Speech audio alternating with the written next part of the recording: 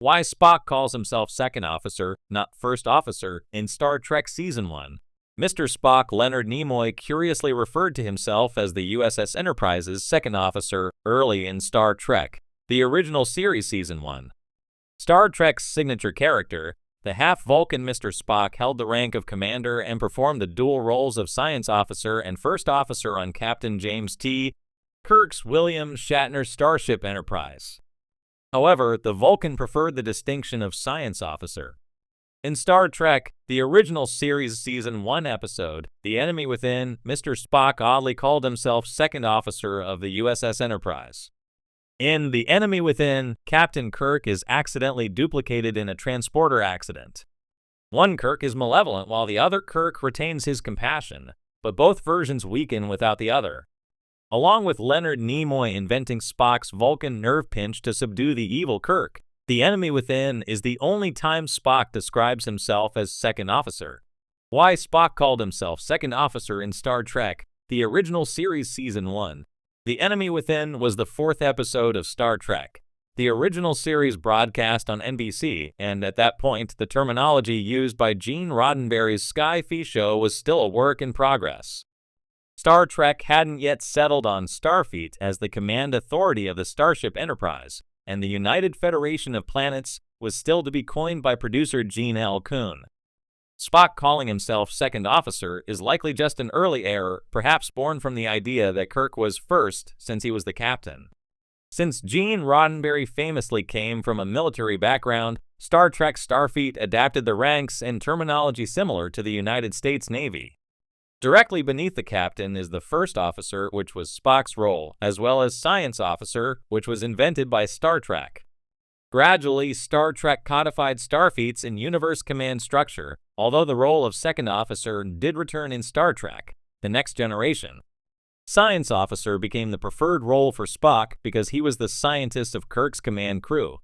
Spock calling himself second officer at this early point in Star Trek's run may also be a remnant of Star Trek's original, rejected pilot, The Cage, where number 1 Majel Barrett Roddenberry was the USS Enterprise's first officer.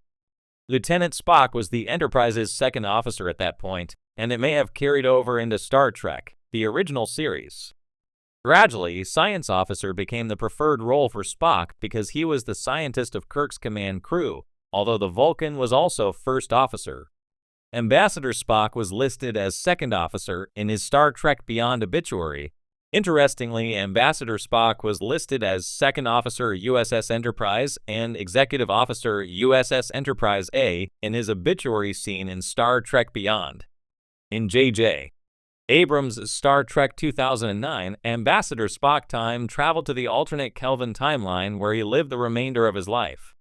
Star Trek: The Next Generation's LT Commander Data Brent Spiner referred to himself as second officer. As operations officer of the USS Enterprise D, Data was technically the second officer in Captain Jean-Luc Picard's Patrick Stewart Bridge crew command structure, underneath First Officer Commander Will Riker Jonathan Frakes. Data is the only Star Trek character who called himself second officer after Spock, and the android's terminology was, unsurprisingly, correct. For generations of Star Trek fans, the sight of Mr. Spock calmly standing beside Captain Kirk on the bridge of the USS Enterprise has been iconic. As the ever-logical Vulcan, Spock served as the indispensable right hand to Kirk's bold and intuitive command, balancing the ship's leadership with intellect and precision. Yet, sharp-eared fans of Star Trek, the original series Season 1, might have noticed a curious inconsistency. Spock occasionally refers to himself as the second officer rather than the first officer, despite clearly occupying the position we now associate with the latter.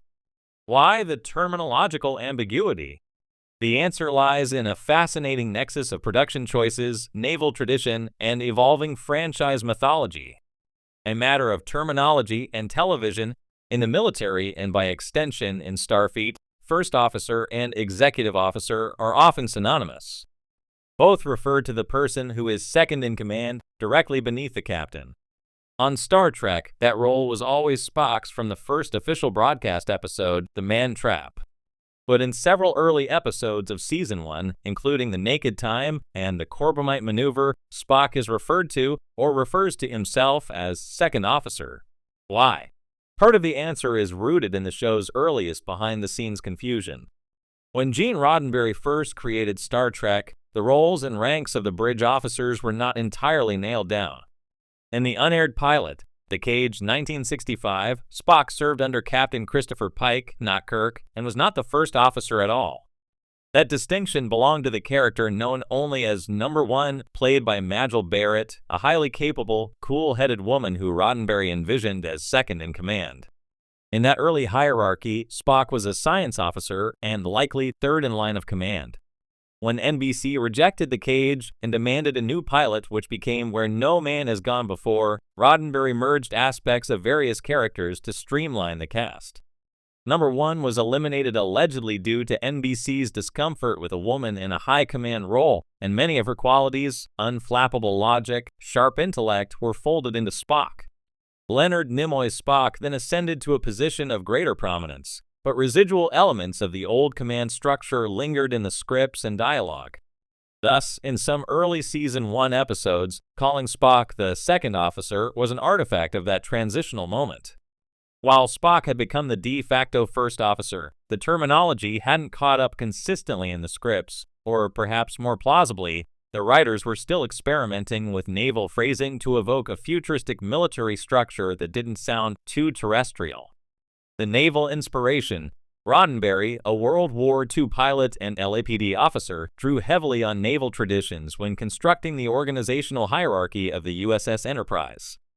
In maritime practice, first officer and executive officer have subtly different connotations depending on the fleet in question. In many cases, the executive officer XO serves as the first officer, but in others, especially in merchant marine contexts, first officer, second officer, and third officer denote clear ranks in a bridge team, each with distinct operational responsibilities.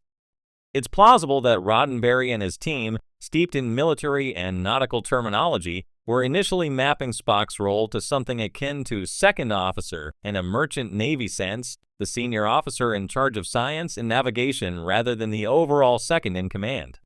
Over time, however, it became clear both narratively and practically that Spock was functionally Kirk's XO, leading to the standardization of the first officer title in later seasons and, more explicitly, in later iterations of the franchise. Canon and continuity, or lack thereof. It's worth noting that in the early 1960s, television series did not approach continuity with the obsessive rigor modern franchises do. Roddenberry and his writers weren't anticipating decades of fan scrutiny, Blu-ray re-releases, or wiki documentation. Episodic television, especially of the sci-fi adventure variety, prioritized stand-alone stories over tightly controlled canon. Inconsistencies like Spock's rank title were simply byproducts of evolving world building rather than deliberate mysteries to be solved.